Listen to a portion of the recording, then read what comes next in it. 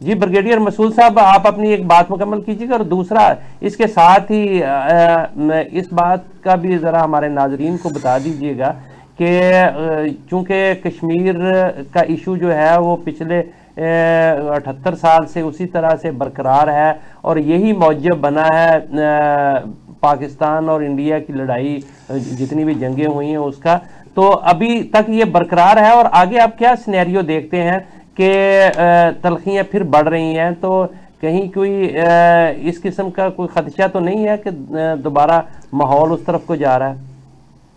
देखें, ये उस तरफ तो माहौल नहीं जाएगा जब तक इंडिया अगर जिस तरह आज मैसेज दिए गए, अगर इंडिया खुद कुछ ऐसी कार्रवाई करता है जो नहीं कर सकता है और इसकी पॉसिबिलिटी भी नहीं है, और पास में करके उसने देख लिया था 20 फरवरी 2019 को जो पुलवामा के बाद जो उन्हें हरकत की थी उसका जवाब मिला था। फिर चाइनीज ने जो उनके साथ किया है लद्दाख में, गलवान के एरिया में, तो उनके इतने वो बात नहीं है, पाकिस्तान को फेस नहीं कर सकता है। लेकिन ये देखें कि जो इंडियन इलीगली के पार्ट जम्मू एंड कश्मीर में जो कुछ हो रहा है, जिसका आप इशारा किया है कि वहाँ पे देखें कि एक तो जो self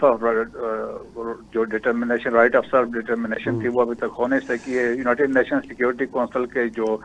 resolution they are still intact है, और इसमें इंटरनेशनल कम्युनिटी भी फरीक है, पाकिस्तान भी फरीक है, इंडिया भी फरीक है और यूनाइटेड नेशन भी फरीक है। तो ये जिम्मेदारी बनती इन सब की कि उसको इम्प्लीमेंट करवाएं। देखें अभी कश्मीर के अंदर जो हालात हैं वहाँ पर ड्रैकोनियन लॉज हैं, ह्यूमन राइट्स की वायलेशन हो रही है, तमाम जो लीडर्स हैं वो जेलों में बंद है, डेमोग्राफिक इम्बेलेंस क्रिएट हो रही है, और इसके अलावा स्टेज इनकाउंटर्स हो रहे हैं, स्टेज रिकवरीज हो रहे हैं, फास्ट ब्रेक ऑपरेशन हो रहे हैं, एक स्टेट टेररिज्म हो रही है कश्मीरियों को दबाने के लिए। अब रिसेंटली हमने जम्मू के एरिया में देखा है कि वहाँ पे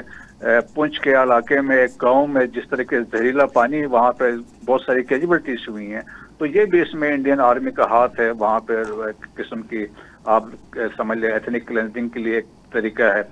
तो कश्मीर में हालात जिस तरीके से हैं बहुत खराब है, और वहाँ पे मिलिटराइजेशन ज़्यादा है, 3 कोरें वहाँ पे ऑपरेट कर रही हैं, हर 6 कश्मीरी के पीछे एक इंडियन सोल्जर है। तो मेरा ख्याल में इंटरनेशनल कम्युनिटी की जिम्मेदारी बनती है कि वो इस इश्यू को एड्रेस करे। दिस लॉन्ग स्टैंडिंग सबसे पुराना इश्यू है यूनाइटेड नेशन के एजेंडे पे। तो मेरे ख्याल में तवक्को है, और हमें बढ़ के हमारे फॉरेन ऑफिस तो ऑलरेडी कर रहे हैं, लेकिन हमें स्टिल इसको हमें इंटरनेशनल कम्युनिटी के साथ और इंटरनेशनल फोरम पे हमें इस मसले को लगातार उठाना चाहिए। ठीक।